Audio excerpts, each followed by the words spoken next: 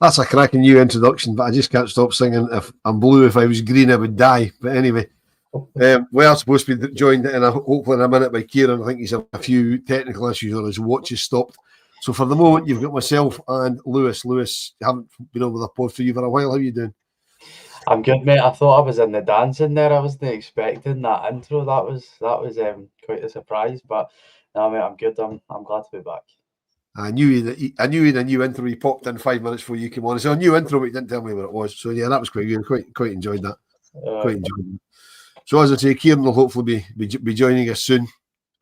First thing we're going to do is, where am I? If I can get the right comment up, there we go. Kevin Wilson, member for 12 months. Kevin, that's insane. Absolutely insane.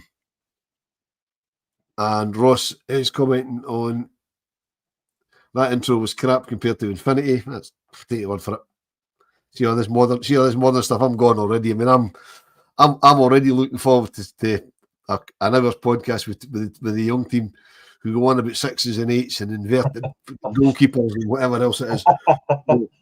No idea. So we'll start off tonight, since it's just the two of us, with the manager's press conference, which I hope you've watched. And before we do that, good evening, Jim Sloan, absolute pod legend, member for 32 months. Wow. He's been a member nearly as long as Lewis has been on the planet. I mean, that's incredible. That's absolutely incredible. That is crazy. Anyway, manager's press conference, have you watched it? Did you manage to catch it? I didn't, unfortunately. Well, no, okay. I have not seen it. That's fine. Don't worry about it. So, the first thing that came out of it was he was asked about fellow Asgard and Hamza Igman, and they won't be ready for tomorrow. But that doesn't really come as any surprise to me, because we're probably going to need at least Asgard on Tuesday night. So I wouldn't be risking either of the two of them at Motherwell. Mm-hmm. No, I mean, like you said, I wasn't really surprised by that bit of news either. You do worry, don't you, a wee bit from what our past has been with injuries. It always seems to be these, right, it's not that bad, but then it's 12 games down the line and the injury's still not that bad, but the player's still not back either. So obviously you've got a wee bit of trepidation when the manager's coming out and telling you, listen, it's not that bad, but it's, we're into our third game now, and Asgard hasn't been available for selection. So I really do hope that he's back for Tuesday, because he was one of the incomings that I was quite excited about. I was very excited to see how he was going to be used by the manager, because at first glance, before he came in, I thought he was maybe going to be a wide option, but I think with how many wingers we have at the moment, and the fact that we're probably still linked with one other winger that looks likely to come in, I think Asgard might be more of a midfield option to be a replacement for Dowell and Raskin. So hopefully he's back soon, because I'm really excited to see how he's going to be utilised. Yeah, I'm the same as you say. He probably will be for a midfield option, and we are sort of well serviced in there at the moment. We've got plenty of bodies. I mean, I try to scratch together a potential starting 11 for tomorrow, and I've had to leave out players that I'd rather not leave out in the middle of the park, because that's probably the area we've got the most bodies. I'm not saying the most quality, but certainly the most bodies at the moment. Mm-hmm. I think it's probably the most stacked area of the pitch. I mean, I think every other position you were looking at 3 upwards in terms of signings to be brought in. Whereas midfield, you would have been comfortable with maybe bringing 1 on top of Lyle Cameron, and that's what we've done so far. So, it's definitely a position that we're very well stacked in, and it means that the manager can rotate, because I think that's something that the last 2 managers were very poor at, was rotating the squad properly. And it means that guys like Diamande and Raskin don't need to play 60 games a season and break down. It's a good area of the pitch that we've got. It's other areas we need to look at in the transfer market other than midfield. Okay, Kieran's forgot we've changed the start time to 7 o'clock, so he'll be with us very, very shortly. It was a timing thing, so he will be with us. But we do have a Scotland rugby fan just appeared. Sorry, it's Martin Douglas. Hello, how are we? Off today. Yeah, well, stuff happens, doesn't it? And then you need to come on. So, hello, how is everybody? Good evening. Right, anyway, Kieran is joining you shortly, but if you want to hang about, All Martin, right, I've told him it's all right. I'm covering. Doesn't need to come on. all right, okay. We'll see if you're covering. Well, you know what I'm going to do? I'm going to do this. No. Oh, You're yes, yeah, you hosting, can do that. You can host it. There you go. No, because I've not prepared anything. Well, so on you go. Right, I'll put it back in. Okay, so I don't like the host. Right, so before you came on, that was a nice little segue that Lewis gave me from rotating players, because I think tomorrow, Martin, is a good chance for the manager to rotate the right back. However, that means he's going to have to play either Jefte or somebody else at left back, possibly Robbie Fraser. I don't think that's something he's going to do, but it's an opportunity that he has to do it. Well, they brought him on against Panathinaikos, so why wouldn't he start him against Motherwell? I don't get this, and I'm not saying you, Wolf, I'm just talking in general. I don't get this total downplay on Jefte. I thought when Jefte came on against Panathinaikos, he made the defence look a lot more solid. He looked a lot better than what Aarons did at left back. And Tav, for me, in pre-season and in the two Panathinaikos games, has looked as if he struggled. I don't think it's that big a decision to put Aarons at right back and Jefte at left back tomorrow. I think any other choice is a mistake. And it's one of these ones, Wilfred, I don't really... We've done the whole Tav thing to death, right? It's been honestly, I don't really know how much more that we can really add to it. But I just don't understand. And listen, I'm not a football guy. You know, Michael Beale, Giovanni Van Bronckhorst, Russell Martin, Barry Ferguson are all far more experienced than me when it comes to football, when it comes to management, when it comes to coaching. I just don't understand this obsession with needing to play Tav at right back all the time. Even when he changed it against Panathinaikos, he puts Aarons into right wing. Just take Tav off. I don't understand this obsession with having to play him all the time. And I've also said that I get fed up with the amount of stick that Tav gets. Tav doesn't choose to stay on the park. Tav doesn't choose to pick him. It's the managers and the coaches that choose to do it.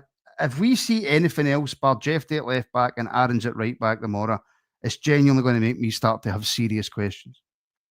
Yeah, I happen to agree. I mean, I said the same one at the game on Wednesday, that when he did bring Jefte on, the team looked an awful lot more balanced at the back.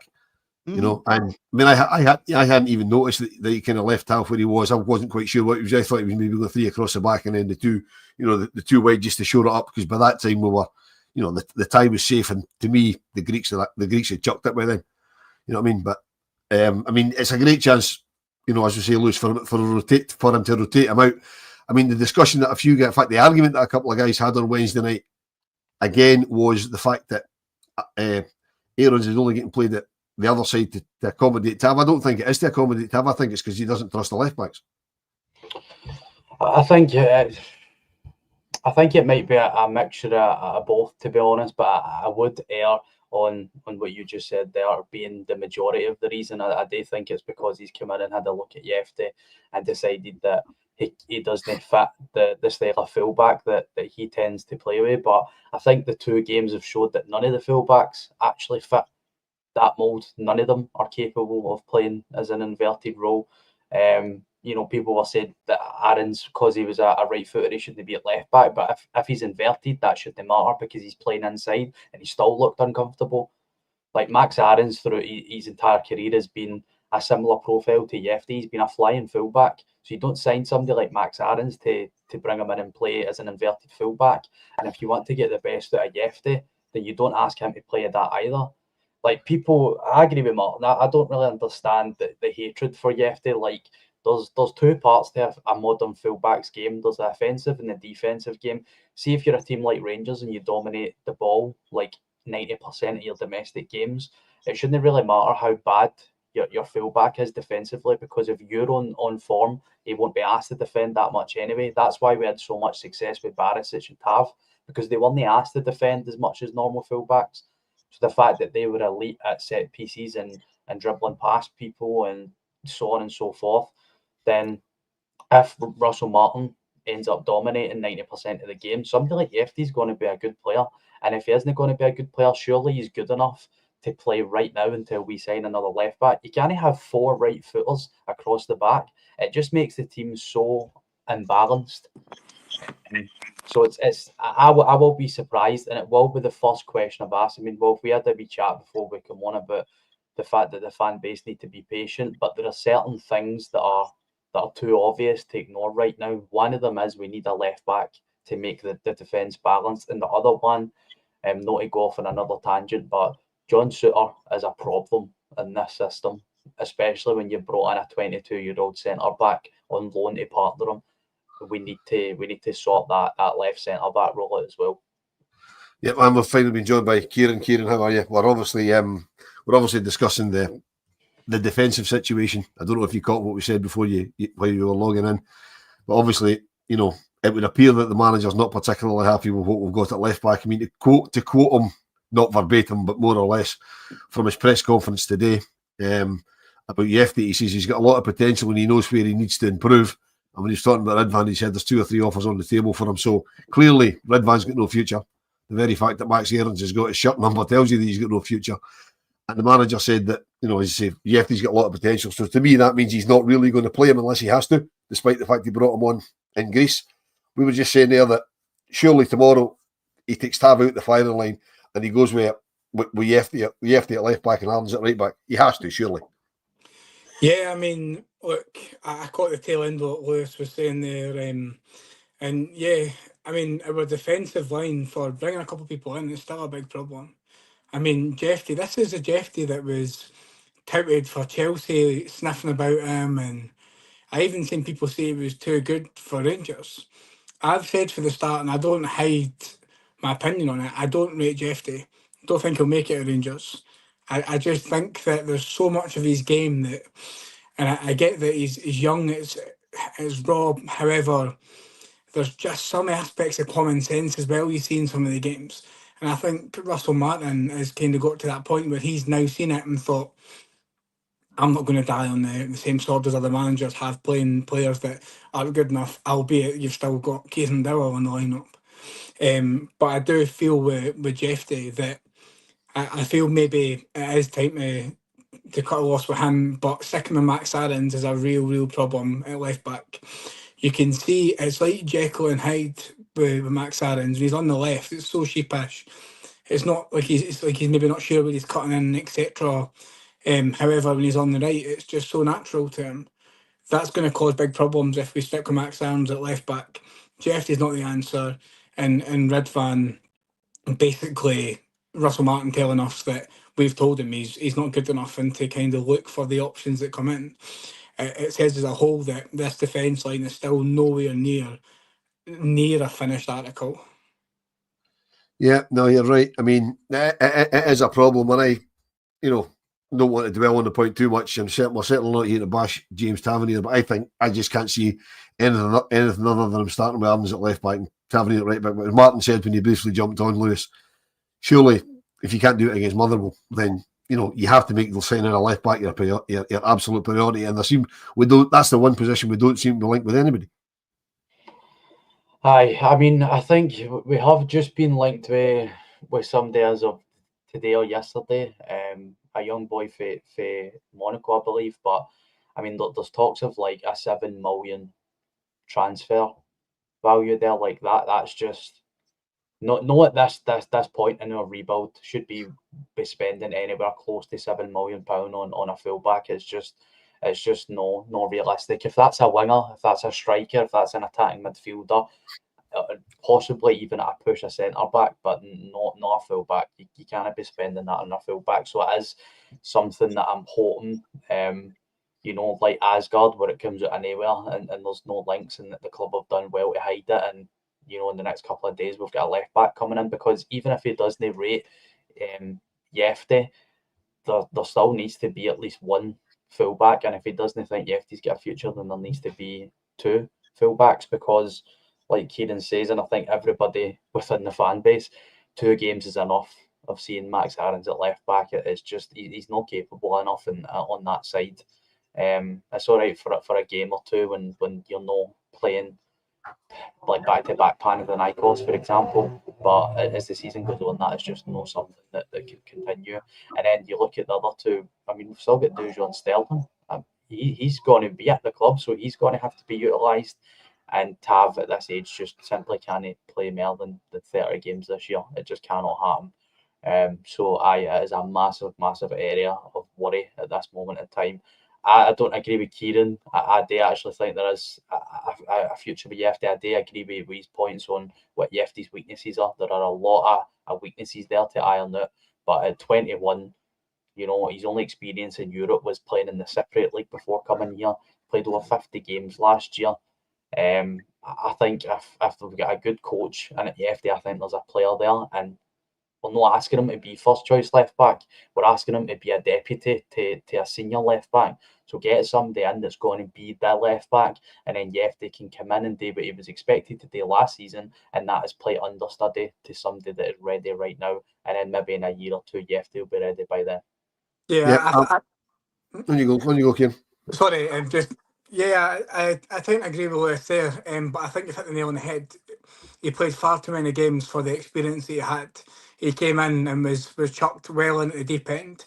I suppose another factor that I maybe didn't think about was the language barrier with Jefte as well. I mean, even now, I don't think he speaks English at all. Maybe a couple of words here and there. I think that could be a massive issue. I suppose when he was brought in, he was told he'd maybe be developed, and then, like we said, the understudy role, and then you had Vid van Yilmaz that could play about 3 games as a world beater, and then he'd be out for the rest of the season. So, yeah, I do tend to agree. However, I still personally am just not sold on Jefte. Yeah, and here's Calvin making the point, Lewis, that Sterling's going to be out till, he says that till the end of the year. I think it's probably into the new year. So, as tough as it's going to be, we're going to have to bring in a replacement for Sterling just now, even if it's only on a short-term loan, because, we just can't use him. Now, there is somebody's throwing a name into the mix. What you guys will know the answer to the question, because I don't, right? Harry Toffolo, is he a left back, or is he just a name that Craig's thrown in? He's I believe Nottingham Forest. That's the last club he was at. And I think he has a free transfer. I've seen somebody else saying there that he's currently injured. I don't know if that's the case. Well, he's currently injured. We'll sign him. Aye, I mean that's a given, isn't it? If he's injured, he's definitely coming here. But he is a good player. He spent most of his career in the English Championship. But yeah, an older player. I think he's about 27, 28, maybe even 29, 30. But is a decent calibre, a fullback. Again, I don't think he's somebody that I would be overly excited about coming in to be first choice. But if it's a quick fix for a temporary problem, then I don't see that being too much of an issue. It would be, a decent area to save some money in. And if you sign somebody like him, who's 29, I believe people are saying in the comments, then there's certainly going to be game time for Jefte as well. So if that's what the manager wants to do, if he wants to put some development into Jefte, then bringing somebody like that in who's maybe not going to play 60 games this year might be the method to go with. But Kieran William makes a very good point. If we were signing Toffolo, given he's a free transfer, surely we'd have done it by now. I mean, not necessarily. The issue is with this board, which I think is really good, is they're not giving us a lot. Cards are close to the chest until maybe the last minute. Maybe a couple of teasers, a couple of bit of guesswork, but realistically, I can't imagine that we'd be making too much noise over a free transfer from the Championship. I feel that if we would have signed a free transfer for the left back position, I think it'd be kind of a bit of a letdown. I'm not saying that he's not good enough, but I would like to see the board spend a little bit of money on a left back that we could bring in and say, right, okay, well, he will be a starting left back. I don't want like, obviously we're talking about 7 million. Yeah, it's maybe a bit much at the moment at this stage. A couple of million in for a left back where we could kind of say, look, we know he's going to be starting. And that might give Jefte a boost. It might give Robbie Fraser a boost, because they know they're not going to have that pressure on them all the time. They're going to get a chance to maybe learn. Yeah, I think that's probably... I can't see Robbie Fraser. I mean, Robbie Fraser's never even been quoted. I can't even see him still being at the club come the window. If we can't sell him, I think we'll move him out on loan, which is a shame, because I think he's a very good player. However, talking about the board giving us things, there's Janet asking a question. What do we think about Mikey Moore, who signed this morning on loan from Tottenham. As the manager said in his press conference, he's very excited about it. We're still awaiting international clearance, which takes a minute or two when you're still classed as a minor, because he's only 17 for another few days before he turns 18. And to quote the manager, if you're good enough, you're old enough. Lewis. Aye, this is an exciting one. The fan base has been a lot more divided with this signing than I thought it would have been. People are worried about his age, but this guy's one of the highest rated English teenagers and that they have at their disposal right now. And people are saying, well, if he was that good, he would be playing for Spurs. Well, how many 17-year-olds are playing even professional men's football at this stage in their career? Never mind playing week in, week out for a club that should be fighting for top 6 in the Premier League. You've got Yamal, and that's it. So to tar him with that brush, I think is quite unfair. I mean, this is a guy that made his debut for Spurs at 15, and then last season at 16 and 17, he played 17 games and grabbed 3 goal involvements. I mean, he probably only started about 6 or 7 games. So you're talking about a really, really high-level talent. I mean, to be even considered good enough to get some games for a team like Spurs at 16, 17, you must be of an elite level of talent. And then to be identified by a Rangers manager at that age to come in and play, I mean, I have all faith that this guy's going to be a success. And it's not like he's coming in here to be an out-and-out number one choice on that position, because we've got our own teenager that needs games and has scored 3 goals in 4 games already this season. Granted, some of them are pre-season, but there's no way that Finlay Curtis isn't going to play. And then obviously we're linked with the Finnish boy as well from the Eredivisie. And I just think this is the writing on the wall for some of the other wide men we've got. I think Kieran Dowell needs to be just said goodbye to Kieran Dowell. I just don't think he's got a future here. It just looks like the Rangers top is way too heavy for him to bear. Like, I've seen Kieran Dowell before he came to Rangers. I know there's a good, technically gifted footballer in there, but you come here, it's a totally different ball game. You're not playing at Birmingham in League One anymore. You're playing at Ibrox in front of 50,000 people, and some people just can't deal with that pressure, and he's one of them. And then I think the same with young Cortez. I think the best case scenario for Cortez this season, and I would be looking to get him out on loan so that he can go and play, a full season of consistent football, because we've brought in Mikey Moore, we've got Curtis, we've got Kasama, and then we're obviously linked with this Finnish boy who's going to cost us £6 million as well, supposedly. So I don't see there being game time for it, either Kieran Dowell or Cortez. Yeah, I mean, Kieran, circling back to Lewis's point, about having so many players in the same positions. Manager was actually asked that today in his press conference. They said, does Mikey Moore coming in mean that Finlay Curtis is going to, it's going to affect his development? And his exact answer was, why should it? Because we've got two good players of a similar quality. You can only learn off them. They can only learn off each other.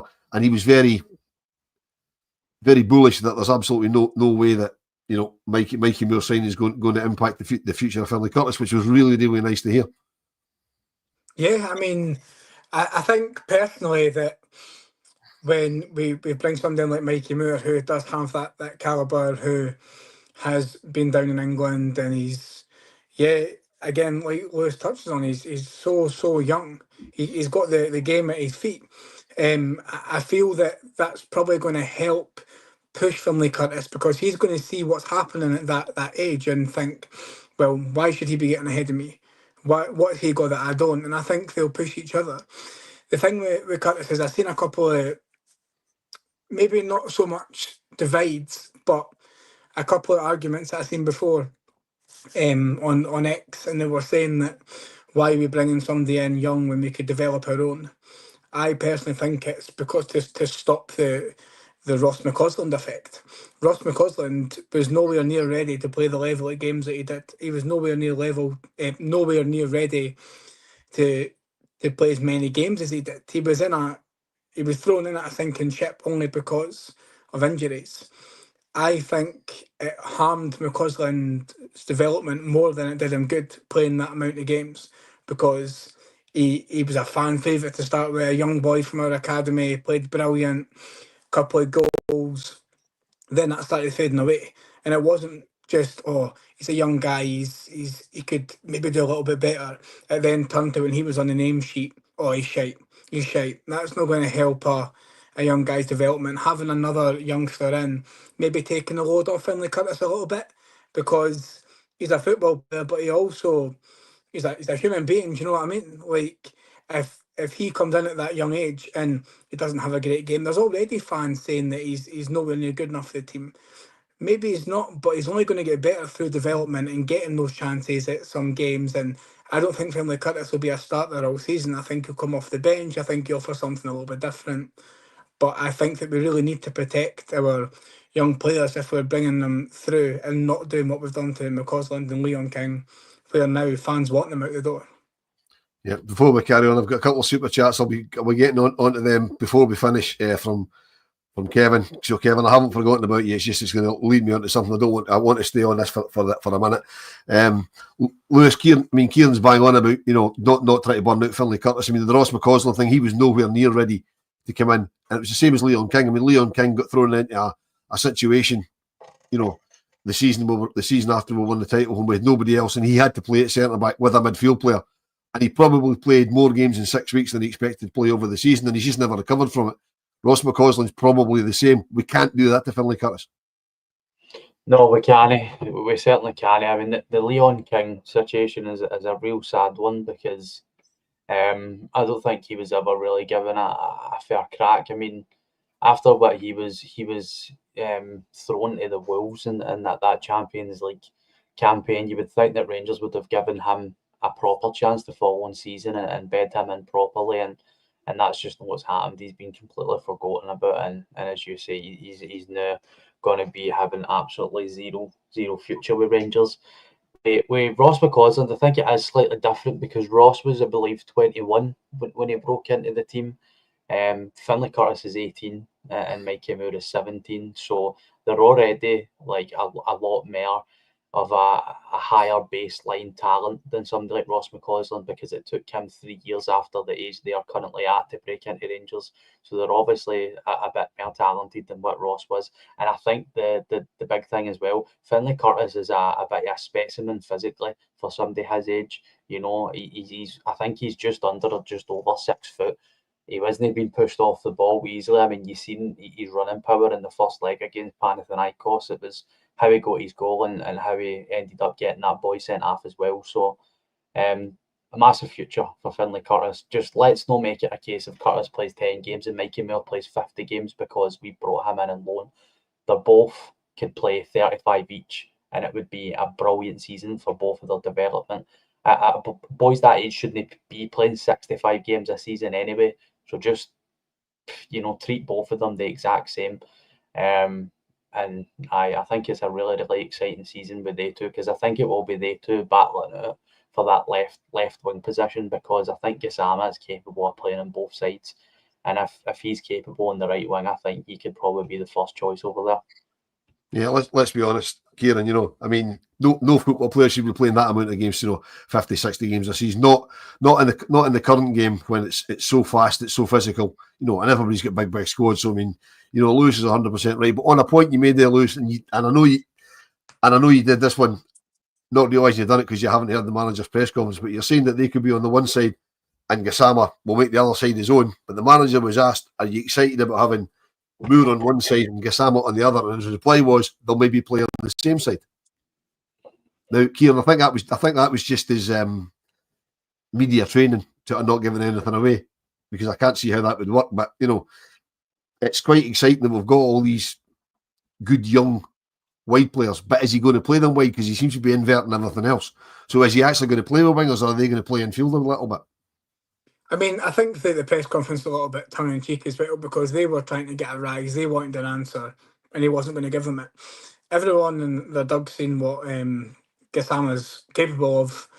I mean, if there must be a stat somewhere that the most goals he's scored in the most little time, I think it's been his first touch for each goal, technically, or first involvement on the ball. I think he's fantastic, and I think people are saying straight away that side should be his own.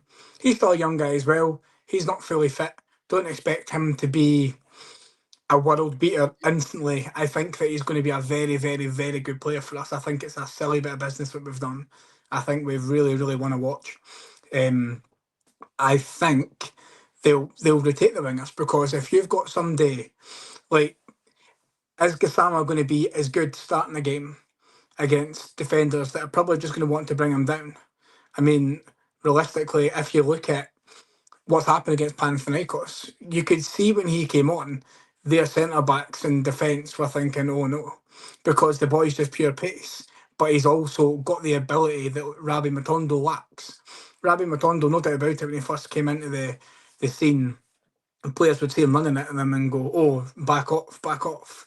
And then they seen his first touch and thought, well, let him have it. Let him run. He's not going to do anything. The thing is, with our wingers now, I've not been this excited for the squad we have in wingers and the strength we have in wingers. If we're taking somebody off to bring somebody else on, it's not like, oh no, here comes Scott Wright to fill in the blanks. It's going to be exciting. If Finlay Curtis isn't starting, if maybe it's Gassama and Moore one day, then defenders are still going to think twice when Finlay Curtis comes on, or vice versa. I think the type of squad we're building with the wingers, and if we want to play them in a little bit, I think every winger we have so far, besides Dowell, I think will cause a lot of problems for defenders. And the final word on the wingers, I've just had a message from our very own Ian Thompson. We've been trying to organise a chat with one of the Spurs podcasts about Mikey Moore. We finally got that nailed down. So tomorrow, Brian will be talking to somebody from the Spurs show on all things Mikey Moore. I don't think it'll go out live, but it will certainly be out over the next sort of 48 hours, I would think, folks. So keep your eye open for that. That'll be good. Brian's good at these things, and I'm sure it'll be it'll be an interesting chat, because I know the Spurs guys are all very, very confident that this lad's got an awful big future in the game. And Lewis, to pick up on something that Kieran brought into the chat there about where is it, Birmingham City, and two players who were at Birmingham last year, Ben Davies and obviously Kieran Dowell. There's Alexander Marshall saying Birmingham have let Grant Hanley go. I didn't know that, and they want Davies for about 750 grand. I find that insulting, because the rumour a few months ago was they wanted the two of them for about $2.5 million, and their manager's on record as saying they like Dowell, but they really, really want Davies. So if they would only like Kieran Dowell and really, really want Davies, surely they're going to give more than $750,000 for him.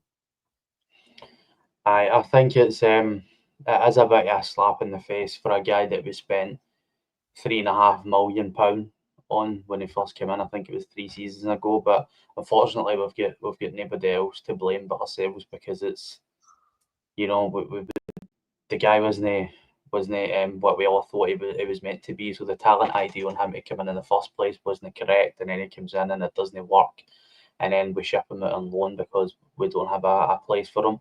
So Birmingham already know that this is a player that they can get their hands on, and as the transfer window goes on, they know that initial value that Rangers held will go down, because we're desperate to get rid of him, so that he isn't sitting here collecting a wage. I was the same with Robin Proper. We probably just tried everything in our power to get him back to FC20, because he would just be an empty shirt otherwise. I'm not really surprised in Birmingham not coming back in for Kieran Dowell. I think that is quite a surprising one, because I think he had like 11 goal involvements last season for them, and he only started about 19 games. And he's a guy that's already had success in his career in the Championship. And like I said, Kieran Dowell is a very good footballer. He's very, very good technical footballer. He's proved that at a decent level before coming to Rangers. It was the reason why Rangers picked him up in the first place. But the pressure is the reason he doesn't succeed here. He is the Kieran Dowell when he puts on a Rangers shirt. He's just an empty jersey. But going back down there where the pressure isn't the same, playing in your home nation again, I think he would have been a brilliant bit of business for Birmingham, and they could probably get him for just over £1 million. And I'm just surprised that's not happened as of yet. But I do expect Ben Davies to leave. Yeah, Kieran, your namesake, do you think he'll leave with him? Do you think Kieran Dowell will eventually go to Birmingham or go somewhere? I mean, I think just now that I think the manager quite likes him, but I think he's only playing him because he has got nobody else to play in the position the way he wants to play. Because there was a comment right when we went live, and I didn't start. I can't remember who said it. I think it might have been Mark, saying that, you know, the manager's got to be careful he doesn't lose the dressing room because, you know, Van Bronckhorst trying to instill a system that nobody could play to. The difference this time is that the manager's signing players that he believes can play the system that he wants. And he probably believes Kieran Dowell is one of them, but surely we've got better quality than him. So come end of this month, he'll probably be gone as well. I don't think Dowell goes, mainly because Russell Martin's named him in the leadership group. He wants him to be around the place for young players to learn from. And I totally understand that as a perspective. He's been around the game for a little bit. He's not done anything significant that young players could really learn from. However, maybe he sees something in him that we don't. But unfortunately, I don't see him seeing that as a football aspect. I think it's more a personality type of thing.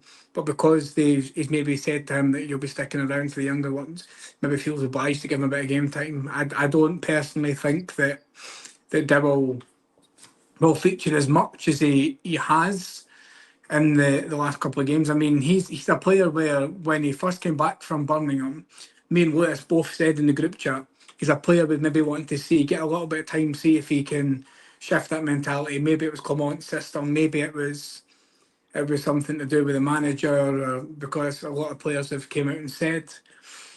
However, he's just not good enough. I mean, he had a couple of defensive moments where he maybe prevented a shot on target by clearing the ball out for a corner, fair enough. But when he's getting the ball, he just looks so disjointed for his team. He looks like he wants to press and no one else then presses, or he presses at the wrong time when the ball comes down his side. I just feel that it's a shame because, again, I seen Dowell play at Norwich and I thought he was a really good player. I felt like he commanded that midfield. He wanted the ball. He's not a right winger. I don't know why we have this fascination of playing him as a right winger. Do we play it so the other teams look at it and go, oh, easy to defend against, and they bring somebody on like Gassama who tears them apart? I don't see a place where Dowell can be at this club, maybe in a non-playing role, but he's not going to want to do that. He's still relatively young in terms of his career. It would be a no-brainer for him to go back to Birmingham. But as Birmingham looked at it and thought his confidence isn't great again, well, he's been playing a couple of games for us. Maybe they don't want to touch him. I think realistically, the best thing in all parties is to shake Dowell's hand, same with the proper, say thank you, but we'll see you later. I can't see that happening, unfortunately, and I see him being a part of the playing squad. I don't see him being a starter come tomorrow. Yeah, I mean, you know, Mark making the thing, Lewis, that, you know, the problem with Dowell is his wages. I mean, there is probably clubs like Birmingham that like him, but I mean, I don't know if 28 grand a week's right, but I know he'll be on decent money because he would come up here for decent money. That is probably the same reason we've still got Abby Matondo. People like the look of the guy, will fit the system, but they're getting paid too much money. You know, same way. Well, go back to Leon King. Same reason Leon King's still here, and you can't blame any of these guys for not leaving. You know what I mean? But I mean, Leon King, young player, as we said 10 minutes ago, got a right raw deal, but they're giving him 8 grand a week. So that's why these guys can't get a club. Mm-hmm. Aye, and that's probably why you're looking at Ben Davies gone for 750,000 comparative to maybe 1.5 million, because the club that are buying him will go, right, well, we'll take this player, but you're going to have to maybe half your transfer valuation so that we can subsidise it for the wages. So if somebody comes in and goes, we'll offer you 500 grand for Kieran Dowell instead of 1.5 million because he's on close to 30 grand a week, then it's probably good business to take it, because it's a player that we're really going to struggle to shift otherwise. Like, genuinely, if you sit down right now, right, and you look at our team, so our wide options are Curtis, Gassama, we've just brought in Mikey Moore, we've got Cortez. Kieran Dowell doesn't start ahead of any of the guys, none of them. And then if you bring in Ant-Man as well, he is now 6th in that pecking order. He gets nowhere near the midfield because the two starters are clearing up everybody right now and Raskin and Diamande. We've still yet to see Asgard, and Lyle Cameron is one of the best young Scottish players in our league. So he's automatically 5th there. He's got no future. He's got there's about 12 players ahead of him. He's got absolutely zero future. I think Russell Martin's made a massive mistake with Kieran Dowell. I think this is the one worrying thing I've seen for him so far. he shouldn't have spoke so highly about a player like that, knowing what his past has been at Rangers. Like saying he's in the leadership group, that worries me. That really, really, really worries me, because he's a guy that steps onto that pitch and looks like he's got zero character, and he's in our leadership group. I mean, it's scary. It's scary for the sake of his career as well. I think he absolutely needs to leave. Yep, right. And talking about, I'll come right back to you talking about who starts in front of him. Right at the start of the show, Kevin Wilson came in with a fantastic super chat, and he gave us his team for tomorrow. So I'll run you through Kevin's team for tomorrow, and I'll tell you if it differs from mine, and then I'll ask you for yours. So he's got Butland, Jefte, Fernandez, Suter, Tavernier, Raskin, Diamonde, Cameron, Gassama. I'd hate calling him Gas, man. Sounds like a guy knocking and you don't read the meter. Dessers and Curtis. So you think about that. You two guys think about that for a wee minute. I'll tell you what I had written down here just before we came on. I agreed with Butland, Jefte. I still had Big Deja in beside Suter. I had Aarons in instead of Tav. I've got Cameron and Raskin, but I've also got Rothwell in there instead of Diamonde. Give him a wee bit of time off. I've got Gassama, I've got Dessers, and I've actually got Dowell in, so I think that's what the manager will do.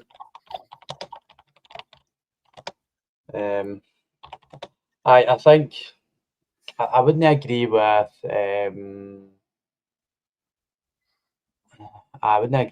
Tav or Suter. I think I would agree with you, Wolf. I think Jefte, certainly, if it was my choice, should be playing, because we need to see what this team looks like with a bit of balance at the back, and we need to see what Max Aarons looks like at right back. I think John Suter either doesn't work in this system or is maybe being rushed back too quickly after his surgery. I would give him a rest and see what Fernandez and Giga look like. And I agree with you as well. I would give Rothwell a break, and I would probably go with Raskin, Dio and Cameron as well. And then the front three, I would tend to agree with Kevin and Gassama, Dessers and Curtis as well. Kieran, are you along the same lines as Kevin? Are you Lewis, or what are you? Are you starting Peter McCloy in goal and sticking Mark Whitley up front? Or? No, I think Butland's been really good since he's came back. After he said himself he's had a long, hard think about it. And he looks sharp, he looks fit. He looks like he wants to really make a go of this season. I feel that Jefte, as much as I'm not his biggest fan, I think that probably on the left a bit of balance, because Aarons looks like he could get torn apart at any minute there. He's just so unnatural on the left-hand side. Centre-backs worrying because Suter, look, he can come up with some crucial blocks, he can come up with some big boy headers, but his overall ability to play in the system isn't working. You see him when he takes the ball at his feet, and he takes about 10 seconds before he either tries to run forward or play a silly pass. And when he does stand there with the ball, it looks like his controller's disconnected on FIFA. He just stands there completely still, and it looks like there's been a few times where the ball can be taken off his feet. Deja, yeah, he's a young player, and he's come with a bit of reputation already, because Wolves think he could be, in a couple of years, a big starter for them and maybe going to bigger things. He's chucked his teammates under the bus a good couple of times with lack of awareness. Don't know if that's maybe just the system he's getting used to, his teammates' positioning. I think he'll be a big player for us this season, though, so I would probably go with Fernandez. You run the risk of not knowing the league, and it's a big game. It's the first game of the season. This could be with the season's won. You know what I mean? This could be the game the season's won or lost. I feel that it's probably going to be Suter and Deja, because they're the pairing that he's been going with.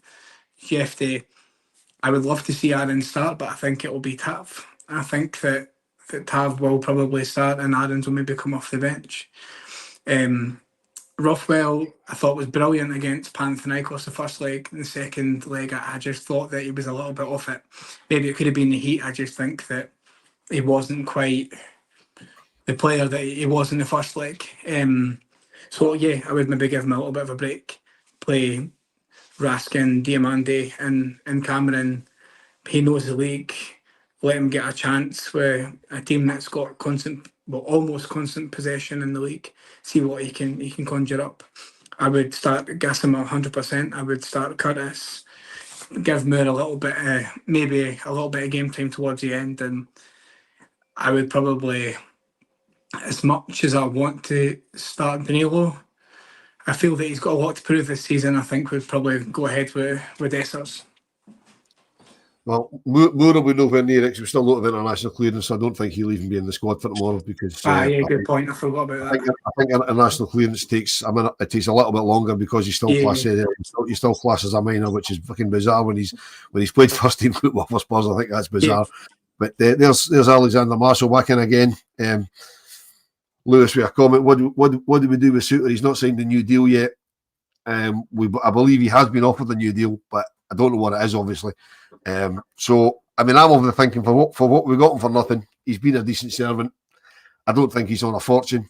So if he ends up going at the end of the season for nothing, I'm okay with that. But if somebody comes in for him now, as you said earlier, Lewis, even if somebody offers $750,000, you've got to take it. Aye, certainly with what's left on his current deal. And listen, see if he signed a new deal as well. I also wouldn't mind that as much. I'm not as much a John Suter hater as a lot of people tend to be. I think he has his limitations as a centre-back, but I think in the large part, John Suter's been quite a good centre-back for a pretty struggling Rangers side.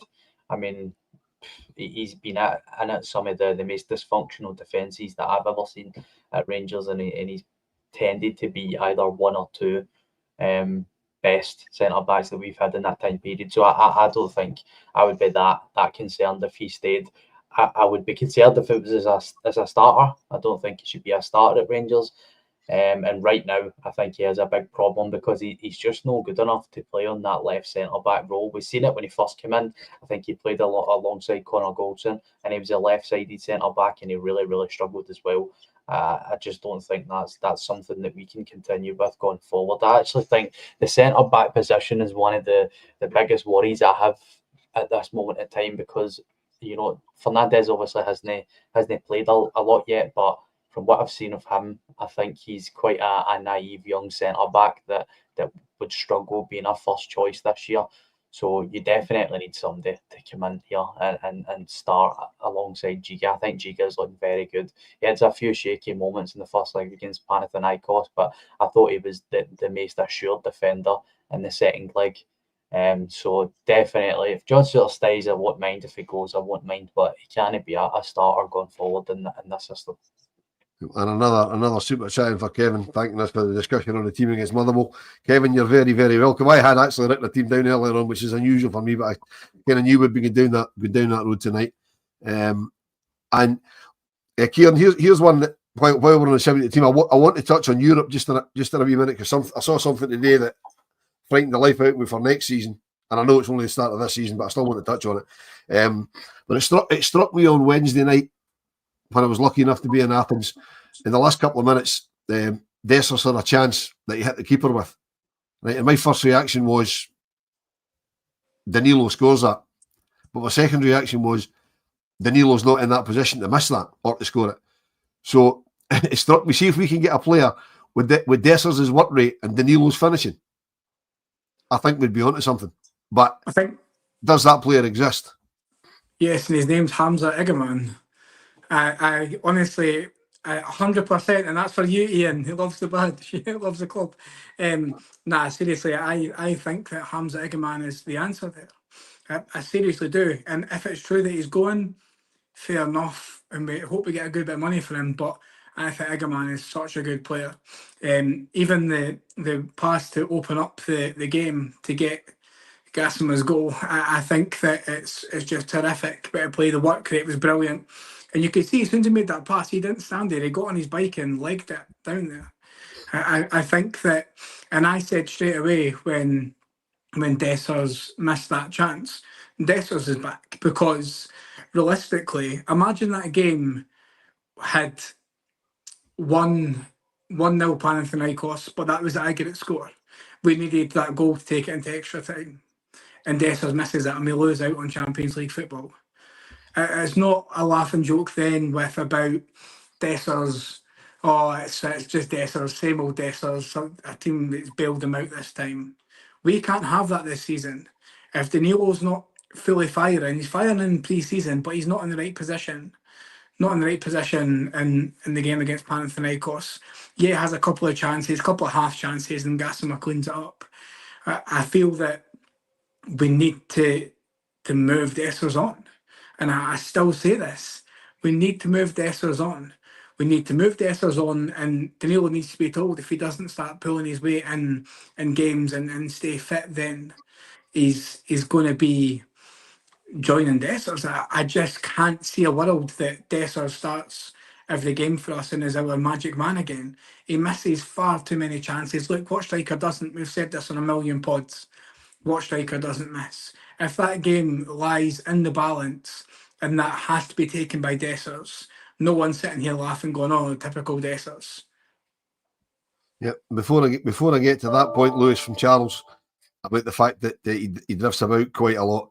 To answer Alex's question, it was absolutely fucking roasting, and I can't believe how tired the players must have been on Wednesday. I mean, that, Lewis, if you touch on that for me as well, I think some of them will really. There's got to be a lot of changes to the team tomorrow, because I think some of the players will really struggle, because it was. I mean, the heat was ridiculous, even at 9 o'clock at night when the game kicked off.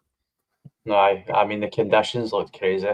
I seen John Sutter's interview post match, and he was absolutely drenched in sweat. So I'm sitting here and I'm slating his performance, but Jesus Christ, it must have been a very, very difficult environment to play football.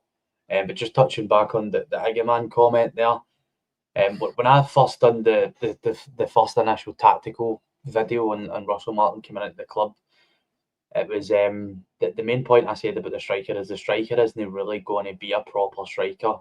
He's going to be somebody that needs to be involved and built up, because wingers are going to run past him, for example, and we've actually already seen that, because Danilo drops deep to get involved in play quite a lot, and then you've seen Curtis and Gassama score goals by running past them.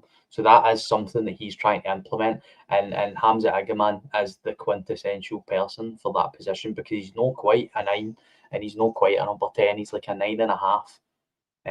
Listen, Iggyman's not perfect. He's got a lot of things he needs to improve on. I think his intelligence with decision making needs to improve. I think his physicality needs to improve, but his baseline technical ability, what he's capable of doing from nothing in a football game is special. And I actually think it's a bit of a blessing in disguise that he's injured, because I think if he has a quiet start to the season, we might end up keeping Iggyman for at least 6 months. And I think that's crucial, because he is the out and out number one choice for me at striker. I'm not ready to write Danilo off, because I seen Ian Thompson saying there that, you know, he was similar to Dowell. He's not performed in big games. I actually disagree with that, because Danilo scored and in 12 firms, I believe.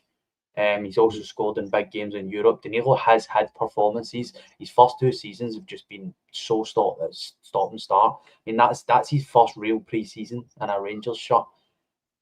So I would be willing to give Danilo some time, because see, the thing is, it's a lot harder to start a game as a striker than it is to come on in a game as a striker. And like you said, well, if you switched Danilo and Dessers for both of their performance, I think Dessers has the same performance that Danilo has. I think you're going at the end of the game and saying Dessers wasn't great. He had 80 minutes or nothing. But see, if Danilo has that chance that Dessers is, you're coming off saying, oh, that was well played by Danilo to come on and score as a substitute. I think that's a difference. And there is also like a 6-year age gap as well. Like, Danilo's only 25 still. It's not like he's touching 30. So I'm not willing to get up on Danilo, but for me, Iggyman needs to be the out-and-out number one choice when he's back fit. And Kieran, we have to remember that guys like Kevin with their super chats pay the bills and keep Martin's lights on. So he's telling you that Dessers is our top goal scorer. So stop putting the blame on him, and that's you told.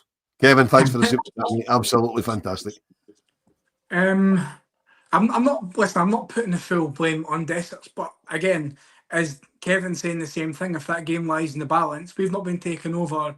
We don't have that money at our disposal. That game's crucial for us, and Dessers misses that opportunity, like he has a lot of games. So a lot of games that we could have had the 3 points, and we've either had to settle for 1, or we've been beat because Dessers can't finish his tee sometimes. It's hot and cold with Dessers. He may be our top striker, but I'd be more than happy to see him moved on. Thanks for your help, mate, but we need somebody that's going to be clinical. Okay, right, let's move off with Dessers chat. I say there's a European thing I want to touch on. We've only got about 5 minutes left. So while we're on the 7th of the year, right at the start of the show again, Kevin put in a super chat. He's absolutely on fire tonight. am I going to the Czech Republic? What a stupid question. It's actually called, the place is actually called Czechia now, and yes, I will be in Pilsen, ticket pending, which I should get okay. And Paul McGregor's saying, well done on my vlog. For those that don't know, there is a vlog, which is a video diary log thing on the YouTube stream for the channel that I did when I was going to Athens. It was my first one. It wasn't great, I don't think, but it's there. There will be other ones later as the season goes on. Hopefully some of the boys that live further away, the boys that live down south, Hamish and Craig, I think they're going to be doing them when they come up as well, just to see how different people go through it. And while we're on the subject of Greece, Charles is saying his parents saw me at the game. Charles, you should have got them to speak to me. You know what I mean? I'm a shy kind of guy usually, but I quite happily spoke to them if they said they were your parents. Not a problem at all. But my question is, are they as posh as you? Because Charles is the poshest man in the world. So anyway, this is something that I saw earlier, right? And it absolutely frightens the life out of me, right? That obviously Scotland's coefficient is going down the toilet, as we're well aware, right? I mean, everybody's celebrating last night when Hibs lost a last minute, a last minute goal. So if we keep going the trajectory we're going, if Hibs go out, I think the way I read it was if Hibs get knocked out in the next round, which they probably will with Partizan Belgrade, Scotland's going to end up in this situation for next season. Right now, obviously, this is done with the Scottish coefficient on X. It's Scottish European entrance where they'll go in season 27 to 28 if we finish 17th or lower, which is where we're heading for. So they've obviously put in the positions for this season. So the Scottish champions would go in qualifying round 2. So that's where we've come in this season. The team that's second will go into the Conference League qualifiers. Whoever wins the Scottish Cup will go into the Europa League in the first qualifying round. Whoever finishes third in the league will go into the Conference League, and that'll be your lot. Lewis, that frightens the life out of me for Scottish football. That's a scary image. I mean, I don't understand the absolute stupidity in people celebrating Hibs getting put out last night. I mean, this is the damage that it does. Like, even if it's Celtic, or right up until it's proper, like, European football, I would rather they get to that point so that it benefits us. I couldn't care less about any other team in Scotland, but I want them to do well in Europe up until the point that it affects your coefficient. And this is just unacceptable. And this is Celtic that are to blame for this. Make absolutely no mistake about this. We were gone, and they decided to kick their arse in Europe, and they haven't for the last 2 decades. Do you know, we've been in the top 30 in UEFA club rankings for about 5 years now, and Celtic have just breached the top 60, I believe. And the only reason they're anywhere near that is because they had a decent Champions League campaign last season. They've been absolutely not good enough, and this isn't. I'm not even trying to start things. I honestly couldn't give two shits about them, but it's just facts are facts. For the last 2 decades, they've been embarrassing. We've carried this country on our backs in Europe for 6 years, and we've been absolutely terrible the one season we had in the Champions League, but we've also reached a quarter-final and a final in the Europa League. We've been out of every single group. I think we've only finished second once in that occasion as well. To finish in the top 8 of the Europa League last season, you consider, I think, over half of the teams we played were of the last remaining 8 in that competition. Like, it's absolutely embarrassing what the rest of this country have done. And even the fact that the second place team get into the Conference League, what the fuck is that about? Surely you swap that and the Scottish Cup winners about first and second is Champions League and Europa League. That's nonsense. It's absolutely nonsense. But what can we do? We've done our bit.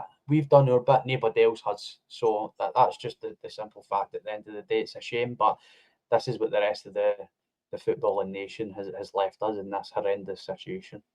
Well said, that man. I'm glad I threw it up, and I'm glad I asked you. Kieran, you get in after that and make it brief. Just literally just exactly the same. I don't understand this obsession with wanting Scottish teams to fail in Europe, because it just affects us in the long run. We've said for ages that you understand, like, yeah, you want other teams to lose because it's funny, but when that comes back to bite us on the arse, when we're the ones that are carrying it, is where the real issue comes in. It's where something needs to be done because, as Lewis said, 100% agree. We were away for so long and they couldn't finish their dinner there. Do you know what I mean? There's nothing that they could do to take back that time and say it was because we had such a disastrous Champions League campaign and we were scuddied by this and that one and it brought the coefficient down. Absolute moon howling behaviour. They mucked it up. The Scottish teams in the league have mucked it up. We've carried it and we're going to be the ones that suffer if we don't win the league. Yep, 100%. I mean, I've always been of the mindset, other than a certain team in the East End of Glasgow, I don't mind Scottish teams beating teams they're supposed to beat in Europe. You know what I mean? Beating teams from low.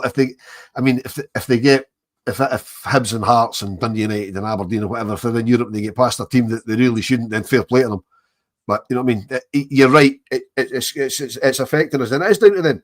Lewis, you hit the nail right on the head. I mean, they only started spending money when we beat them in the semi-final in 2016 because they were shiting themselves because we were on our way back, because they didn't need to spend money to win the league, and that's what they did. I mean, what's the stat? They've won one knockout game in Europe in about 25 years or something ridiculous. I mean, that's mental. That's absolutely mental. But anyway, I don't want to finish on a low. I just saw that earlier on and I thought, need to try and sneak that in tonight. So, but we had such good chat earlier on about the signings and about the team coming up, the team for tomorrow. So before we go, lads, a wee prediction tomorrow. First game of the season, away at Motherwell, tea time kickoff. For me, it's vital that we get a very good positive result, given that we play before them. I don't think they play till Sunday. So we don't want to give them any sort of incentive to go out there and beat whoever it is they're playing. I don't even know who they're playing. So Kieran, start with you. How many we're going to win by tomorrow? As I said before, this could be the game that makes or breaks your season. Do you know what I mean? I'm going to go with 3-1 Rangers. Lewis? I'm going to go quite ultra positive for a change. I'm going to go 3-0. I think I think we're going to have a good performance, and I would like to see a clean sheet as well. Because listen, it needs to be rotation as well. That rotation and a clean sheet is what I want to see, because the games are coming thick and fast already. So I'd like to see some new faces tomorrow. Yep, and I'm going to upset my good friend Peter Elder, who sometimes does our Scottish football show, who is a season ticket holder at Motherwell. I agree with her comment that went through, and I can't quite see it just now from Sniper. I think Rangers are going to win 4-0 tomorrow. Haven't a clue who the goal scorers are. Don't really care as long as they've all got blue jerseys on or they're past the Motherwell goalkeeper.